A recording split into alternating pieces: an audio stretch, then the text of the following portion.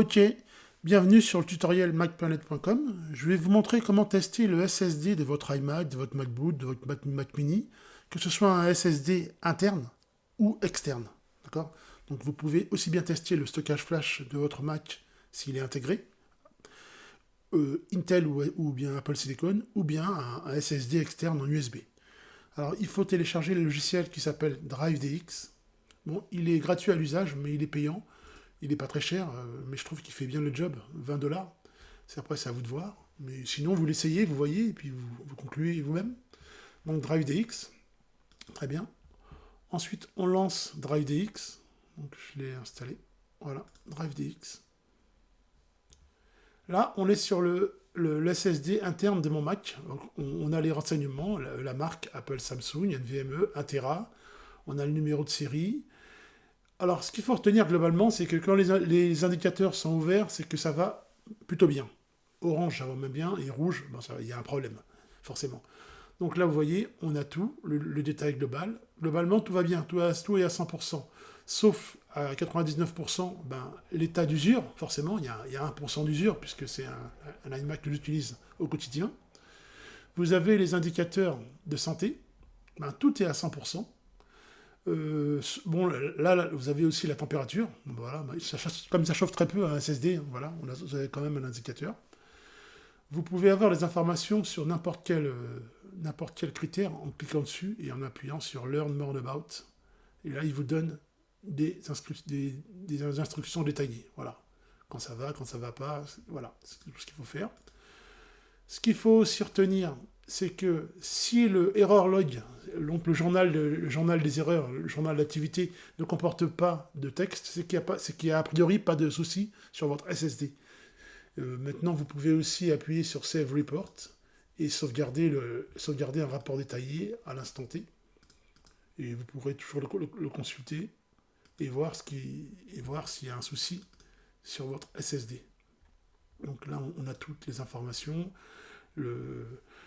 Les cycles d'utilisation, voilà. Donc ça, c'est vraiment intéressant quand vous achetez un Mac d'occasion de lancer cette utilitaire. Ça vous donne vraiment beaucoup d'informations sur le SSD du Mac que vous allez acquérir. Voilà. On peut aussi tester, donc là on est sur le Macintosh HD, on a testé le SSD interne du Mac.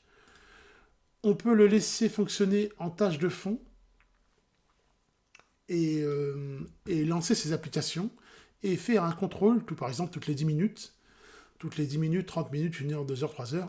Et donc l'idée c'est de lancer vos applications comme vous le faites habituellement, je sais pas, Final Cut, Safari, voilà. Vous utilisez votre Mac comme vous le faites habituellement, et lui il va faire un test en temps réel et il va vous alerter s'il détecte un problème, d'accord, s'il détecte un problème sur le SSD.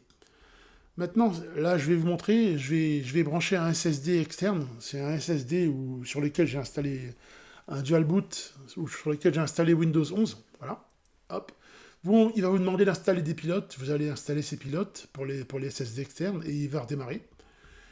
Vous allez sur le SSD externe et vous avez aussi les rapports. Bon, là, il détecte un petit problème, mais ça, c'est pas vraiment un problème.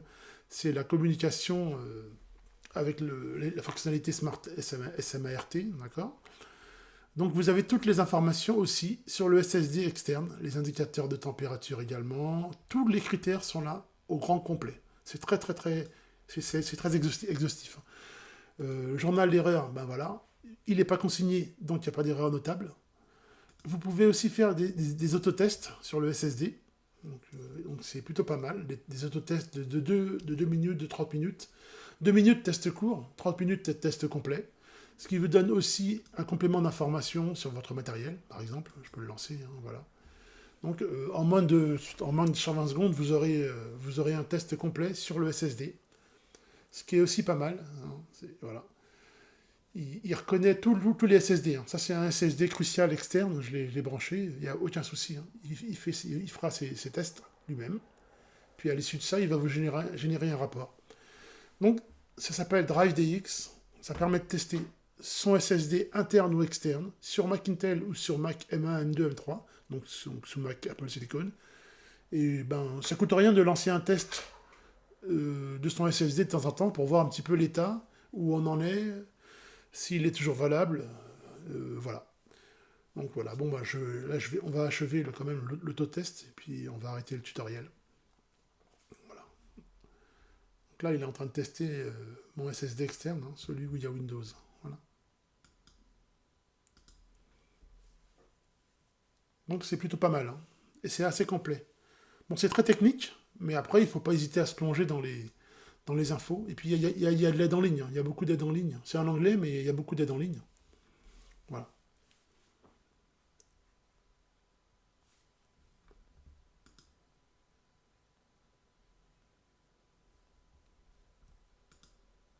Voilà, voilà. 80%, on va attendre la fin et puis on va stopper le tout. Ça va vous donner quand même une indication supplémentaire sur la valeur des tests. Donc ça marche sous macOS Sonoma, dernière version, ou version antérieure aussi. Voilà. Et donc il vous dit qu'il a détecté aucune erreur, c'est ce que je disais. Donc le SSD externe fonctionne très bien. Vous avez l'autotest. Plutôt pas mal, hein. Merci à vous d'avoir suivi le tutoriel macplanet.com. Et si vous avez des questions, vous les posez en commentaire. Merci à vous. Bonne journée.